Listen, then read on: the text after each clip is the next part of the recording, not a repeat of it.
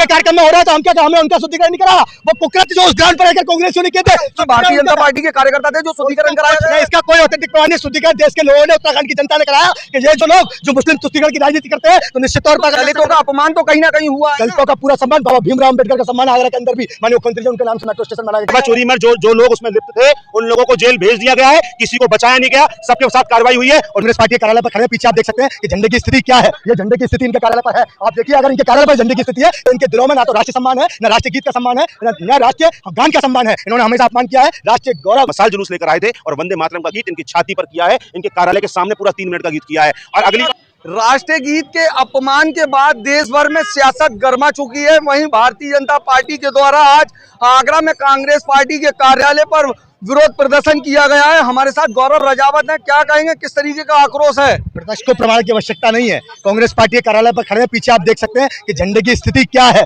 ये झंडे की स्थिति इनके कार्यालय पर है। आप देखिए, अगर इनके कार्यालय पर झंडे की स्थिति है तो इनके दिलों में ना तो राष्ट्रीय सम्मान है, न राष्ट्रीय गीत का सम्मान है, न राष्ट्रीय गान का सम्मान है। इन्होंने हमेशा अपमान किया है राष्ट्रीय गौरव अपमान अधिनियम के तहत 2026 में कानून बन चुका है, जो 3 साल की सजा है। उस सजा के प्रावधान से भी ना डरकर इन्होंने पुनः संविधान का अपमान किया है, राष्ट्रीय गीत का अपमान किया है। इनके अध्यक्ष मल्लिकार्जुन खड़गे ने, इनकी पूर्व अध्यक्ष सोनिया गांधी ने, इनके युवराज राहुल गांधी ने अपमान किया है। तो देश को 140 करोड़ जनता इस बात को देख रही है और निश्चित तौर पर पूरे देश में आक्रोश है। भारतीय जनता युवा मोर्चा ने जंगी प्रदर्शन के कार्यालय के सामने करके बता दिया है कि अगर बहरे हो तो इस धमाके से जाग जाओ, अगर अगली बार नहीं जागे तो निश्चित तौर पर आके कार्यालय के अंदर घुसकर वंदे मातरम का गान भारतीय जनता युवा मोर्चा करेगा। कांग्रेस नेता का बयान आया कि खड़गे जी काफी लंबे समय से खड़े थे, उसके बावजूद उनको कुर्सी के लिए बोला गया था। क्या राष्ट्रीय गीत कुर्सी में बैठ के होता है?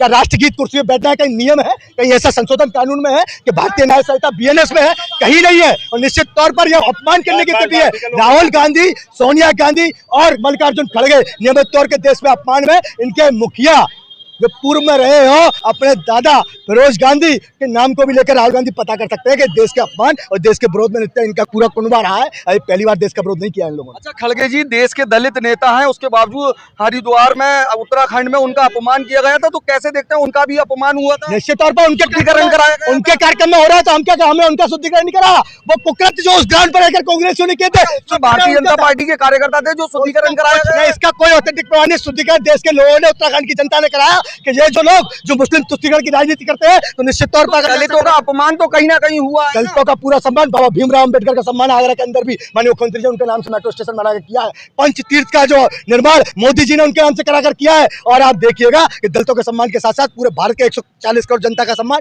भारतीय जनता पार्टी उसके लिए चिंतित है, उसके लिए बिल्कुल आगे गया और कटिबद्ध है। लेकिन यह अपमान जो तिरंगे का हो रहा है, यह अपमान जो हमारे राष्ट्रीय गीत का हो रहा है, यह अपमान जो